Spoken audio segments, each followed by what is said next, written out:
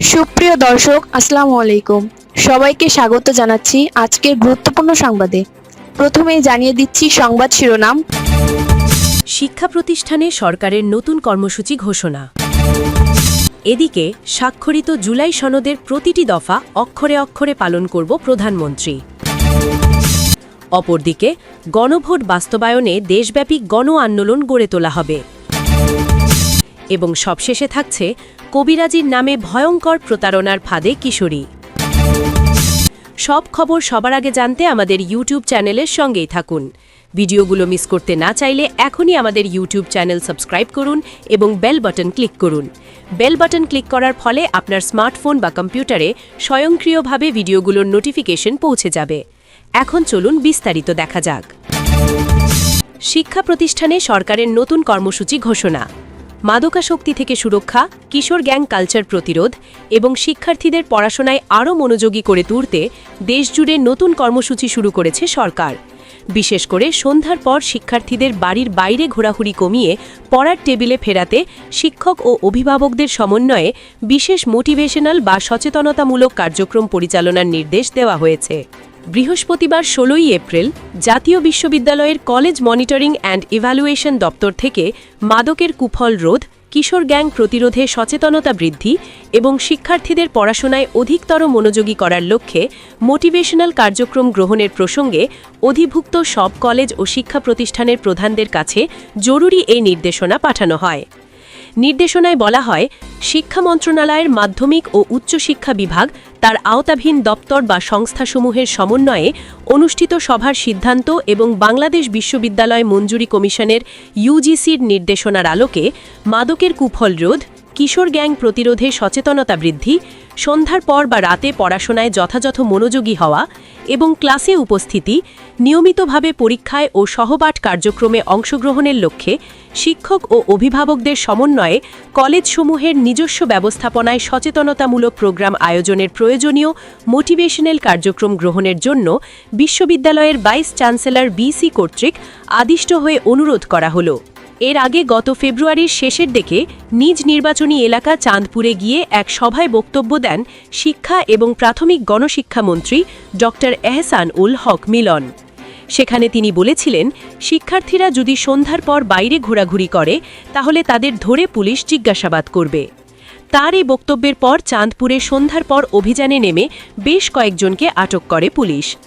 রাজধানীতেও সন্ধ্যার পর বেশ কয়েকটি অভিযানের খবর প্রকাশিত হয়েছিল।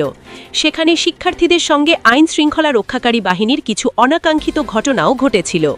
এমন প্রেক্ষাপটে সমালোচনার মুখে পড়েছিলেন শিক্ষামন্ত্রী। পরে মন্ত্রণালয়ে এক সংবাদ সম্মেলনে ড এহসান উল হক মিলন বলেছিলেন, কোনো বিশেষ উদ্দেশ্যে আমি এটা বলিনি। আমরা যখন ছাত্র ছিলাম তখন আমরা সন্ধ্যার পরে পড়ার টেবিলে বসতাম।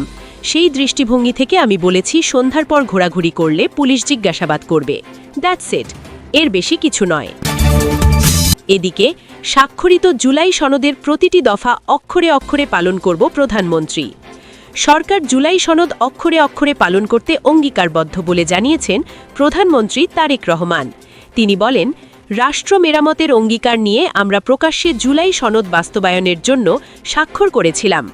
আমরা দলীয় ইশতেহার এবং স্বাক্ষরিত জুলাই সনদের প্রতিটি দফা অক্ষরে অক্ষরে পালন করব ইনশাআল্লাহ।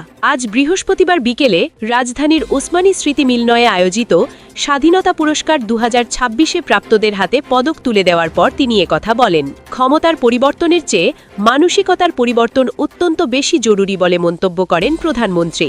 তিনি বলেন, আমরা যদি হীন দলীয় স্বার্থে আমাদের ইতিহাসের জাতীয় নেতাদের ভূমিকাকে শ্রদ্ধার সঙ্গে স্মরণ করতে কার্পণ্য করি, তাহলে ভবিষ্যতের ইতিহাস আমাদেরও ক্ষমা করবে না। আমি বিশ্বাস করি ঐতিহাসিক সত্য মেনে নিতে দ্বিধাচিত্তে থাকা হীনমন্যতার পরিচায়ক। সমৃদ্ধ বাংলাদেশ গড়তে প্রতিশোধ, প্রতিহিংসা বা অযথা বিতর্ক নয়, বরং জাতীয় ঐক্য ও সহনশীলতাকেই সবচেয়ে বেশি গুরুত্ব দেওয়ার আহ্বান জানিয়েছেন প্রধানমন্ত্রী। তারেক রহমান বলেন, দেশের স্বার্থবিরোধী একটি চক্র এখনও সুযোগের অপেক্ষায় রয়েছে, তাই জাতীয় ঐক্য বজায় রাখা এবং অভ্যন্তরীণ বিভাজন এড়িয়ে চলা সময়ের দাবি। জনদুর্ভোগের কথা চিন্তা করে জ্বালানি তেলের দাম বাড়ানোর সিদ্ধান্ত নেওয়া হয়নি বলে জানিয়েছেন প্রধানমন্ত্রী তারেক রহমান। তিনি বলেন, বিশ্বের সব দেশে জ্বালানি তেলের দাম বাড়ানো হয়েছে, তবে জনদুর্ভোগের কথা চিন্তা করে দেশে এখনও জ্বালানি তেলের দাম বাড়ানো হয়নি। এই খাতে প্রতিদিন শত শত কোটি টাকা ভর্তুকি দিয়ে হলেও সরকার আন্তরিকভাবে পরিস্থিতি স্বাভাবিক রাখতে চেষ্টা করছে।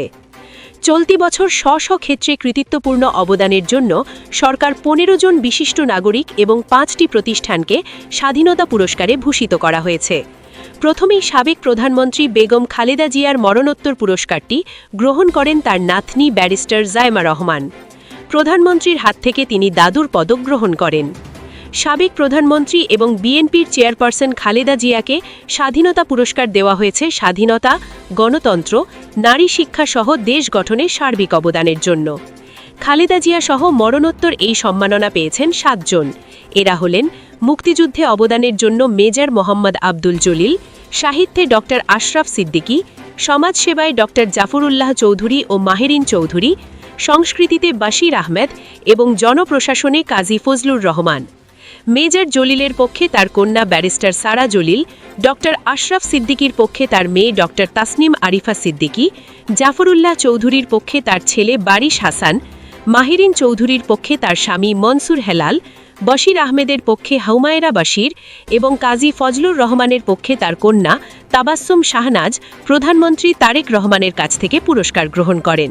বিজ্ঞান প্রযুক্তিতে প্রফেসর ডক্টর জহুরুল করিম, সংস্কৃতিতে AKM হানিফ সংকেত, ক্রীড়ায় জোবেরা রহমান লিনু, সমাজসেবায় সাইদুল হক, প্ররীক্ষণ ও রেক্ষণে মোহাম্মদ আব্দুল বাকি, প্রফেসর ডক্টর MA রহিম, প্রফেসর সুকমল বড়ুয়া এবং পরিবেশ সংরক্ষণে আব্দুল মুকিত মজুমদার বাবু প্রধানমন্ত্রীর কাছ থেকে পুরস্কার নেন। প্রফেসর ডক্টর জহুরুল করিমের পক্ষে তার পুত্র হারুনুর রশিদ এবং AKM হানিফ, জোবেরা রহমান, সাইদুল হক, মোহাম্মদ আব্দুল বাকি, প্রফেসর MA রহিম, প্রফেসর সুকমল বড়ুয়া এবং আব্দুল মুকিত মজুমদার প্রত্যেকে নিজে প্রধানমন্ত্রীর কাছ থেকে পুরস্কার নেন। এবছর যে 5টি প্রতিষ্ঠানকে স্বাধীনতা পুরস্কারে মনোনীত করা হয়েছে তা হল মুক্তিযুদ্ধে অবদানের জন্য ফৌজদারহাট ক্যাডেট কলেজ, চিকিৎসাবিদ্যায় ঢাকা মেডিকেল কলেজ হাসপাতাল, পল্লী উন্নয়নে পল্লী কর্মসহায়ক ফাউন্ডেশন PKSF, জনসেবায় SOS শিশুপল্লী ও গণস্বাস্থ্য কেন্দ্র স্বাধীনতা পুরস্কার পেয়েছে। অপরদিকে গণভোট বাস্তবায়নে দেশব্যাপী গণ আন্দোলন গড়ে তোলা হবে। বাংলাদেশ খেলাফত মজলিসের আমির আল্লামা মামুনুল হক বলেছেন, গণভোট এখন জাতীয় দাবিতে পরিণত হয়েছে। জনগণের আকাঙ্ক্ষার প্রতিফলন ঘটানোর এটি একটি কার্যকর এবং গ্রহণযোগ্য পদ্ধতি। তিনি দৃঢ়ভাবে হুঁশিয়ারি উচ্চারণ করে বলেন, সরকার যেন গণভোট নিয়ে কোনো ধরনের কাটছাঁট, টালবাহানা বা প্রহসনের আশ্রয় নিতে না পারে, সেজন্য সর্বস্তরের জনগণকে সচেতন, সজাগ এবং ঐক্যবদ্ধ থাকতে হবে। তিনি বুধবার রাতে মোহাম্মদপুর 7 মসজিদ চত্বরে গণভোটের রায় পূর্ণ বাস্তবায়নের দাবিতে আগামী 24 এপ্রিল ঐতিহাসিক সোহরাওয়ার্দী উদ্যানে অনুষ্ঠিত হবার গণসমাবেশ সফল করার জন্য বাংলাদেশ খেলাফত মজলিস ঢাকা মহানগর উত্তরের দায়িত্বশীল সভায় প্রধান অতিথির বক্তব্যে এসব কথা বলেন। মামুনুল হক বলেন, গণভোট এখন জাতীয় দাবিতে পরিণত হয়েছে। জনগণের আকাঙ্ক্ষার প্রতিফলন ঘটানোর এটি একটি কার্যকর এবং গ্রহণযোগ্য পদ্ধতি। আসন্ন গণসমাবেশ সফল করার জন্য সভায় ব্যাপক কর্মপরিকল্পনা গ্রহণ এবং সর্বস্তরের নেতাকর্মীদের সর্বোচ্চ প্রস্তুতি গ্রহণের আহ্বান জানানো হয়। ঢাকা মহানগর উত্তরের সভাপতি মাওলানা আনোয়ার হোসেন রাজির সভাপতিত্বে এবং সহ সাধারণ সম্পাদক মাওলানা মিজানুর রহমান মিসবাহের পরিচালনায় অনুষ্ঠিত সভায় বিশেষ অতিথি ছিলেন কেন্দ্রীয় সংগঠন সম্পাদক মাওলানা ফাইসাল আহমদ, যুব মজলিসের কেন্দ্রীয় প্রধান মাওলানা জাহিদুজ্জামান এবং কেন্দ্রীয় শুরা সদস্য ও ঢাকা মহানগর উত্তরের সভাপতি মাওলানা এহসানুল হক এবং ঢাকা মহানগর উত্তর সাধারণ সম্পাদক মাওলানা মুর্শিদ সিদ্দিকী। এছাড়াও উপস্থিত ছিলেন ঢাকা মহানগর উত্তরের সভাপতি মাওলানা কামাল উদ্দিন ফারুকী, মাওলানা আবুল কাশেম মিয়াজি ও মাওলানা আব্দুল কাদের সিরাজি, সহ সাধারণ সম্পাদক মাওলানা আব্দুল্লাহ নাটোরি, সংগঠন সম্পাদক মাওলানা নেয়ামতুল্লাহ আমিন, প্রচার সম্পাদক মাওলানা নুরুল আলম কাশেমি, অফিস সম্পাদক মাওলানা HM খোকন এবং নির্বাহী সদস্য মাওলানা নাইমুল হক আজিজি, মাওলানা ওবায়দুল্লাহ বিন আব্দুল হাই এবং সহ প্রচার সম্পাদক মাওলানা জারির আহমদ এবং হযরত শাইখুল হাদিস রাহিমাহুল্লাহের কনিষ্ঠ সাহেবজাদা মাওলানা মাসরুরুল হক। সভায় ঢাকা মহানগর উত্তরের আওতাধীন বিভিন্ন থানা ও ওয়ার্ডের দায়িত্বশীলরা উপস্থিত ছিলেন। আসন্ন গণসমাবেশ সফল করার জন্য সভায় ব্যাপক কর্মপরিকল্পনা গ্রহণ এবং সর্বস্তরের নেতাকর্মীদের সর্বোচ্চ প্রস্তুতি গ্রহণের আহ্বান জানানো হয়। এবং সব শেষে থাকছে কবিরাজের নামে ভয়ঙ্কর প্রতারণার ফাঁদে কিশোরী। কবিরাজের নামে ভয়ঙ্কর প্রতারণার এক চাঞ্চল্যকর ঘটনা উদ্ঘাটন করেছে police bureau of investigation Jamalpur. একই সঙ্গে 27.5 ভরি স্বর্ণালঙ্কার ও নগদ টাকাসহ একটি প্রতারক চক্রকে গ্রেফতার করা হয়েছে। মামলা সূত্রে জানা যায় 2026 সালের 17 মার্চ শেরপুর সদর থানায় একটি প্রতারণার মামলা দায়ের করেন কাপড় ব্যবসায়ী সাইদুর রহমান। অভিযোগে তিনি জানান তার 8ম শ্রেণীতে পড়ুয়া 13 বছরের মেয়ে সামাজিক যোগাযোগ মাধ্যমে পরিচিত এক কবিরাজের প্রলোভনে পড়ে প্রতারণার শিকার হয়। প্রতারক চক্রটি ইমো ও টিকটকের মাধ্যমে তান্ত্রিক চিকিৎসা ও পারিবারিক সমস্যা সমাধানের আশ্বাস দিয়ে মেয়েটির কাছ থেকে ধাপে ধাপে বিকাশের মাধ্যমে 2,43,150 টাকা হাতিয়ে নেয়। পরে ঝাড়ফুঁকের কথা বলে কৌশলে 27.5 ভরি স্বর্ণালঙ্কার ও নগদ 1 লাখ টাকা নিয়ে যায়। ঘটনাটি জানার পর পিবিআই সদর দপ্তরের নির্দেশনায় জামালপুর ইউনিট তদন্তে নামে। তথ্য প্রযুক্তির সাহায্যে প্রথমে 2 জনকে গাজীপুরের শ্রীপুর এলাকা থেকে গ্রেফতার করা হয়। তাদের দেওয়া তথ্যের ভিত্তিতে মূল হোতা মনির হোসেনকে ময়মনসিংহ থেকে গ্রেফতার করা হয়। পরবর্তীতে তার স্বীকারোক্তির ভিত্তিতে বাড়ির পাশের বাগানের মাটি খুঁড়ে উদ্ধার করা হয় প্রায় 25 ভরি স্বর্ণালঙ্কার, যার আনুমানিক মূল্য 64 লাখ টাকা।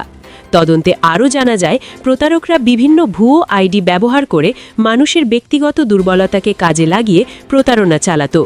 বিশেষ করে কিশোর কিশোরীদের টার্গেট করে আবেগের সুযোগ নেওয়া হতো। পিবিআই জানায় ইতোমধ্যে জড়িত 3 জনকে গ্রেফতার করে আদালতে সোপর্দ করা হয়েছে এবং চক্রের অন্য সদস্যদের গ্রেফতারে অভিযান অব্যাহত রয়েছে। এদিকে পিবিআইয়ের পক্ষ থেকে সবাইকে সামাজিক যোগাযোগ মাধ্যমে প্রচারিত ভুয়ো বিজ্ঞাপন বা কথিত তান্ত্রিকদের প্রলোভনে পড়ে আর্থিক লেনদেন না করার জন্য সতর্ক থাকার আহ্বান জানানো হয়েছে।